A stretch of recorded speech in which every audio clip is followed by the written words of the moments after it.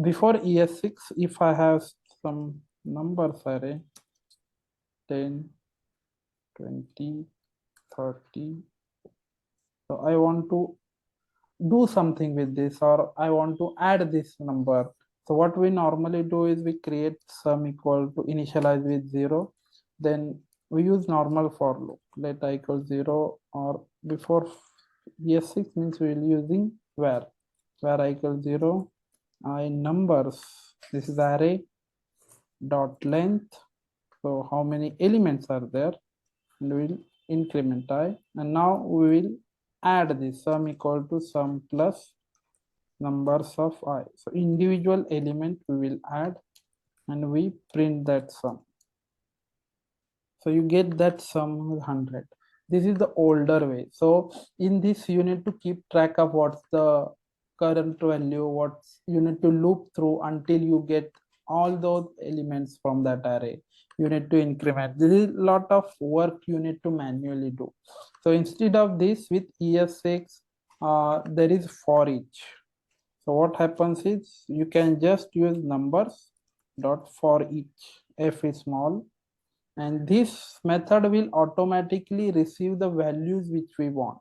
So it will accept a callback. So you can use normal function or arrow function, and it will automatically receive the current value which we are iterating.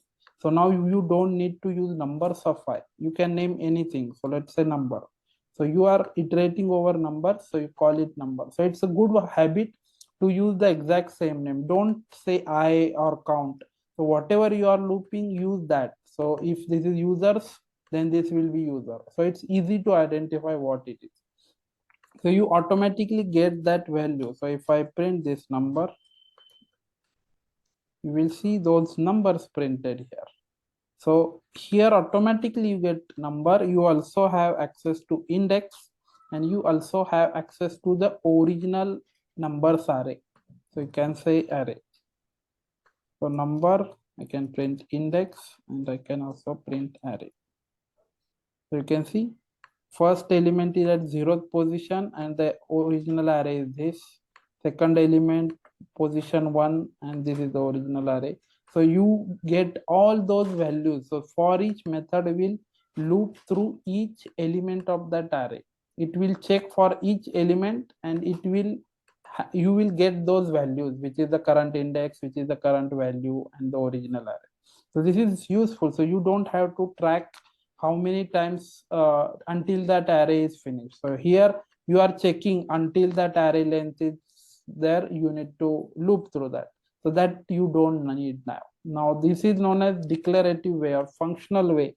So you don't define how you want to get that data. You just use for each method, you automatically get those particular values. So now if I want to do sum here, let me bring this variable. I can just say sum equal to sum plus number. And if I print this, you will see that 100 is printed. So this is a much better. You can also simplify this plus equal to. So sum plus equal to is same as sum equal to sum plus. So this also works. You get the same result. This callback function will automatically receive all of these values. So first will always be the actual element we are looping. So let me show you. So first time number, index, and array. So during the first iteration of this is same as this for loop. So during first iteration, this function which we are passing, this is not a callback function. This function will automatically receive these parameters. So number will contain the first element of that array because this is the first iteration. Then it will contain the index, which is at 0th position. Then it contains the original array, that is the numbers array, which you are using for each. So this is the numbers array, and that is the actual array that you are getting. So you can see, you get this is the first element, this is the second element, this is third element, like that. So you get these values, and this you can, if required, you can access the original array you are looping using this third parameter. So all these are optional. If you are not using, you don't have to mention that. you just use this number. So you automatically get the actual element you are looping here.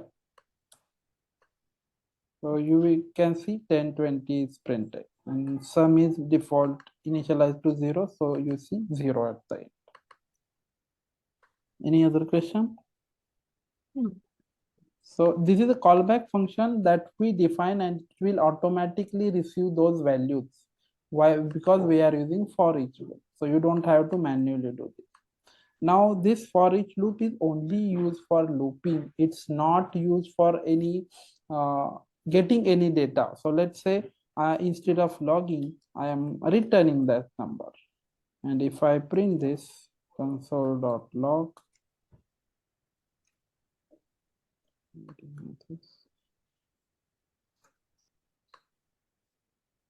so what I'm doing, I'm looping through that for each. I'm getting that individual number. So let me print that number.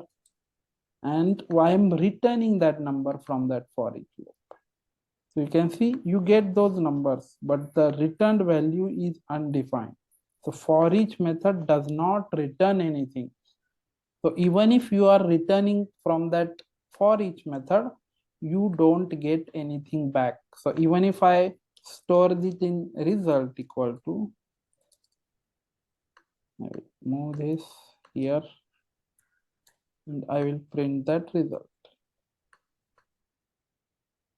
You can see you still get undefined. So this is the actual result that you are getting. It's undefined. So for each method is just used for looping. It's not used for returning anything. So you should never return anything from for each loop. Even if you return, you will never get anything back because this method is not designed to return anything. So if I want to add 1 to each of the element, what I can do is I can store. So here updated, let's say this is an array.